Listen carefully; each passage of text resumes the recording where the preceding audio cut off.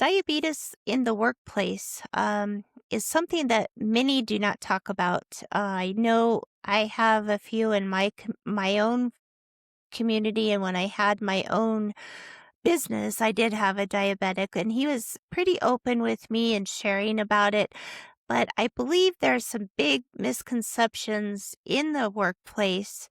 How can we, as fellow coworkers or you know I guess, supervisors, how can we better support those living with it?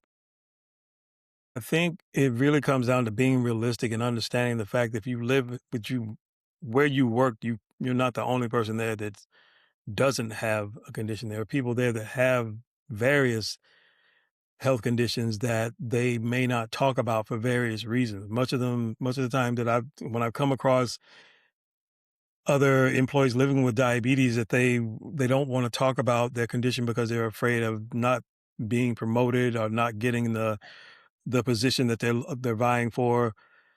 And when there's no support in the workplace that they feel that they can rely on, whether it be human resources or if you have a wellness center in your company, that if they don't feel confident in the fact that they can go to these supervisors and wellness centers to receive any type of support, then they're not going to do it. They're just basically going to decide, well, I'm not going to follow up with this. I'm just going to Right. possibly just keep it to myself and just hope and pray for the best.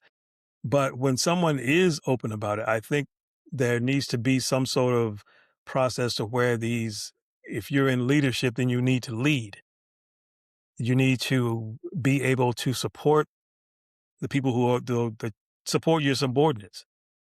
I mean, the people that are beneath it, because they're seeking you to be there's a leader. If you can't lead, then why are you in the position? You're obviously just there to draw an extra paycheck and make more than someone else. Because I've seen these types of situations where supervisors are not supporting their team members and they're not getting involved in any type of, say, programs or processes to help employees who live with an invisible illness. Hmm. I agree totally with that. They're not working within the system to help them not be afraid of being open about it and standing up for anyone who may be passed over for a promotion or whatever because of their condition and making them feel like they can't talk about it. Now, because of ADA regulations, employees aren't required to divulge their conditions. But me, I never had a problem with divulging because my mindset is I need to let someone know in case I may need help. Yep. And with Um, that said, what would be some examples for our listeners that a person with diabetes may struggle with during the day that we that don't have it can kind of be on the watch for? if someone may be if they're actually very anxious, or maybe if they have they start get the shakes or they start sweating, they may have a low blood sugar. If they're starting to become lethargic and their speech becomes slurred, things of that nature,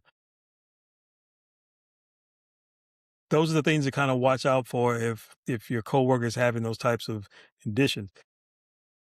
That's a good time to go and ask if you can help, or stand up for him with someone else's, because dealing with diabetes, well, basically any type of health related stigma in the workplace is extremely dangerous, because this is where this is all stemming from. When you have employees with chronic illness or invisible illnesses to where they don't feel that they can actually talk to anyone about it, or they don't feel that they can trust, that's based out of stigma that they're afraid of being cast upon them. If they've heard someone tell some off color joke about breast cancer or any type of cancer or irritable bowel disease or eczema or diabetes, things of that nature, those are the type of things that make people uncomfortable, and they don't feel that they can actually seek the help that they need, and they end up suffering in silence. And feel like they're going to be the talk if they open up.